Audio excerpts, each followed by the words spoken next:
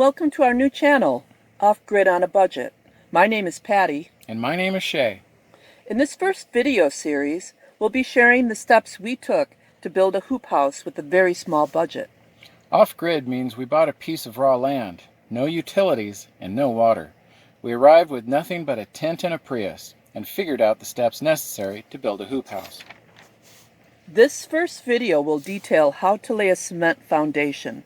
We also put together a list of supplies which you can find in the link provided in the description. So let's get started. Now the first thing we needed before starting was to gather materials for the cement, including 200 gallons of water and 100 cubic feet of dirt that have been sifted to remove rocks and debris. Those processes will be covered in a later video, but for now we'll continue with prepping the ground for pouring cement. The hoop house is 10 foot by 26 foot, and you'll be using 4 10-foot 2x4s to build the wooden form that will contain the cement poured into the form. This means you'll split the pour into multiple sections. The first section is 10 foot by 10 foot. Clear a 10 foot by 10 foot area of rocks and debris and level with the shovel and steel rake. Then lay down the first 2x4 north-south and stake the north end. Next, place a bubble level on the 2x4. Lift the south end until it is level. Once level, drive a stake into the ground to hold the end and screw it into the 2x4. Place a third stake in the middle of the 2x4. Place a second 2x4 that runs east-west. Measure 60 inches on the north-south board and 80 inches on the east-west board from the southeast corner. When square, the distance between these two marks will be 100 inches. Once square and level, stake it and screw it down. Continue this until all 4 2x4s are level and square. The next step is driving 2-foot lengths of gray PVC electrical conduit into the ground every 2 feet inside the form. These will be anchoring the 1-inch conduit hoops, which in turn will be the structure over which the tarp will be stretched. Why gray PVC conduit?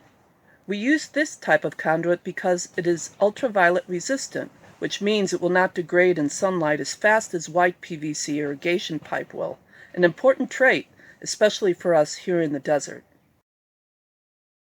First, take your 10-foot length of 1 1/4 inch conduit and cut it into 2-foot lengths. For our first 10-foot by 10-foot pour, we needed to cut 12 2-foot pieces, 6 pieces on one side and the other 6 on the opposite side. Each 2-foot length should be driven 16 inches underground. Make sure to drive them straight and level. This leaves 3.5 inches embedded in the cement, 1.5 inches for the bottom plate, and the remaining 3 inches left exposed above. The top of the conduit will be taped off before pouring the cement to keep it clear of cement and ready to insert the 1-inch PVC hoops that will form the sidewalls and roof. One thing we did not do in our pour was to lay down plastic sheeting before pouring cement. We tried to keep the ground moist, but it was inconsistent and led to some cracking. Using plastic sheeting will remedy this problem and keep the cement from drying out too quickly.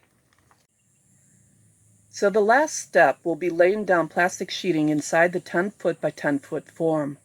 Once completed, you can start the preparations for pouring cement. Now we come to mixing the cement. It's helpful to have all the materials ready at hand for the dry mixing, with the water buckets nearby and ready to go. Our piles of sifted dirt were located next to the building site, and a 5-gallon bucket of water was pre-measured beforehand. We also cut a 94-pound bag of Portland cement in half and stood them up on end. First, add 3.5 5-gallon buckets of sifted dirt with a half bag of Portland cement into the wheelbarrow. Mix thoroughly with a hoe. Don't leave any chunks of unmixed soil or cement. Next, mix in 4 to 5 gallons of water. Exactly how much water depends on how moist your soil is. Drier soil, add more water. Moist soil, less water. The mix will be done when there is no more dry content and cement has a consistent, thick mud texture. A word about using extra water. We added a little extra water in order to be able to stir the cement in a wheelbarrow with a hoe. Just add extra water with caution. It could increase the risk of cracking. Next, position your wheelbarrow near the pour site. Begin closest to a form. Shovel cement into the area next to the form, minimizing air bubbles. Work the wet cement into the corners and around the conduit, whose tops should be taped off to prevent cement from getting inside. Shovel the cement as level as you can get it. We will level it next with a screed. To screed, you will need a 10-foot length of 2x4. Starting in a corner, place the 2x4 on top of the form, and with a back and forth sliding motion, pull the screed across the top of the cement to level the cement. If low spots show up, scoop cement into the low spot and re-screed to make it level. When you come to the end of the cement, use your trowel and push the cement and smooth it, so the edge has no bubbles or voids. Next, use a round-nosed trowel to smooth the surface of the cement. Don't push too hard or you may cause low spots. If you do, add cement from the edge and fill the depression. You may be able to trowel it smooth, but if not, re-screed and then trowel finish. When you're finished and the cement begins to set, use an edging trowel around the edge of the form to round over the edges. It looks better and it's easier on the feet when you walk on it later. Tarp over the cement when it's set enough not to be damaged by the tarp, usually after an hour or so. For the next 28 days, spray the curing cement with water if it looks like it's drying out. Keep it wet and covered. This will give it the maximum resistance to cracking. After 2 or 3 days, you can remove the screws from the forms. Slide each 2x4 away from the cement. This will help prevent chunks of cement from breaking off. That will complete the 10-foot by 10-foot section of cement, at which point you would ready the ground and the forms to begin the next section. And finally, be sure to clean your wheelbarrow and tools when you finish each session. Save a few gallons of water to put in the wheelbarrow. First clean the tools, then the wheelbarrow.